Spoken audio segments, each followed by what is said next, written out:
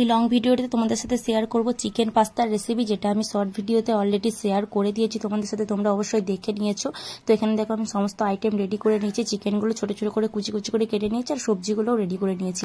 এবার চিকেনের উপর আদা বাটা, রসুন বাটা দিয়ে দিচ্ছি, গরম মশলা দিয়ে দিচ্ছি, ধনে গুঁড়ো, জিরে গুঁড়ো, লঙ্কার গুঁড়ো, সমস্ত কিছু আইটেম দিয়ে দেওয়ার পর অল্প পরিমাণ সর্ষের তেল দিয়েছিলাম। সর্ষের তেল দিয়ে আমি চিকেনটা কিছুক্ষণ মাখিয়ে রাখবো ম্যারিনেশন করার জন্য।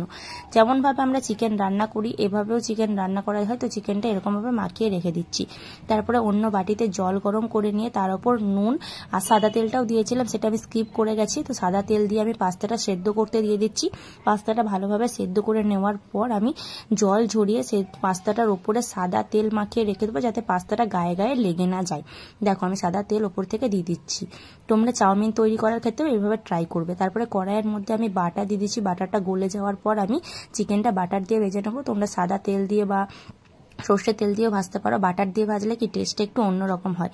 তো মাংসটা ভালো করে ঝাড়া ঝাড়া করে লাল লাল করে ভেজে নেওয়ার পর মাংসটা আমি তুলে নেব।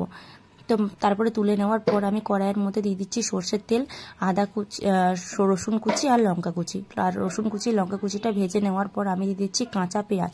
কাঁচা পেঁয়াজটা হালকা হালকা করে ভেজে নেওয়ার পর, হালকা লাল লাল করে ভেজে নেওয়ার পর আমি সমস্ত সবজিগুলো দিয়ে দিচ্ছি। সবজিগুলো ওপাশ ওপাশ করে ভেজে নেওয়ার পর আমি নেক্সট পার্টটা তোমাদেরকে দেখাচ্ছি। এখানে সবজি আছে আমাদের ক্যাপসিকাম, গাজর কুচি আর হচ্ছে বিনস কুচি। নুন দিয়ে ভালো মতো করে ভেজে নিচ্ছি। গোলমরিচের গুঁড়ো তোমরা এর মধ্যে অ্যাড করতে পারো। একটু ঢাকা দিয়ে রেখেছিলাম যাতে সবজিগুলো হালকা সেদ্ধ হয়ে যায়। তো ভালোভাবে নেড়ে নেওয়ার পর আমি এখানে গোলমরিচ গুঁড়ো দিচ্ছি আর এখানে পাস্তা মশলা বা ম্যাগি মশলা তোমরা এখানে ইউজ করতে পারো। তারপরে ভেজে রাখা মাংসগুলো আমি দিয়ে দিচ্ছি ওপর থেকে। মাংসগুলো ভেজে নেওয়ার পর সবজিটার সঙ্গে নেড়ে চেড়ে নেওয়ার পর আমি পাস্তাটা এখানে দিয়ে দিচ্ছি। সেদ্ধ করে রাখা পাস্তাটা ওপর থেকে দিয়ে নেড়ে চেড়ে নেওয়ার পর রেডি হয়ে যাবে আমাদের পাস্তা মশলা। ও হ্যাঁ সরি, আর একটা নেক্সট স্টেপ আমাদের বাকি আছে। আমি ওপর থেকে দিয়েছিলাম এখানে টমেটো সস। তোমরা টমেটো সসও দিতে পারো, সয়া সসও দিতে পারো।